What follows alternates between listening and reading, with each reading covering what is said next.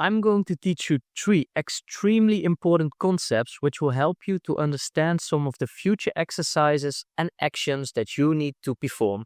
Firstly, operant conditioning.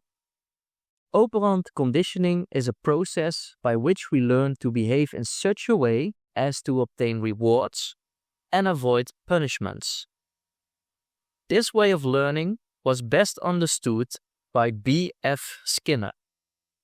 I'm not going too much into detail about how this guy understood this principle. The main thing that you should remember is that there are 4 ways of operant conditioning and that there is only one way which is found to be the most effective.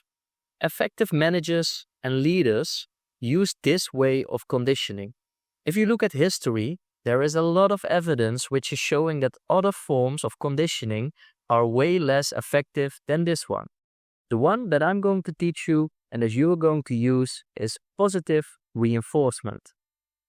Positive reinforcement is when a positive outcome or reward follows a specific behavior.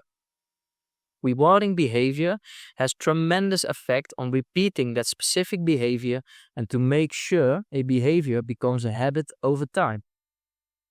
If you want to change your behavior, simply reward yourself after you have performed that behavior. This will strengthen the neurological connections and will link it to your reward center in the brain. The social learning theory.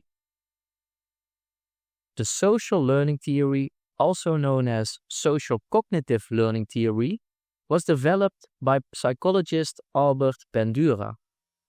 Albert Bandura sees learning as an interaction between environment, personal factors, and the behavior of the learner. The key takeaway from this theory is that people learn by imitating others. This is also called observational or social learning, but most people might understand it better as imitating or copying behavior. This kind of learning is simply observing another's behavior, remembering it, and performing it at a later time. This theory also states that people are able to replace short-term rewards with long-term rewards. This means that long-term rewards have a motivating effect. Research even shows that long-term rewards can guide behavior as effectively and sometimes even more effectively compared to short-term rewards. Self-control and willpower. Roy Baumeister is a well-known researcher regarding these concepts. He was extremely interested in the underlying principles of why people achieve success and others don't. He found that this had to do a lot with the amount of self-control and willpower someone has. He also tells us that these concepts are like muscles. The more you use them, the more you train them, the stronger they will get. Self-control and willpower have a limited supply. See it as a tube that is filled every day, and the more you use them, the faster it will vanish. But if you get trained in becoming more self-controlled and having more willpower, you can make sure that this tube will stay filled for a longer period of time.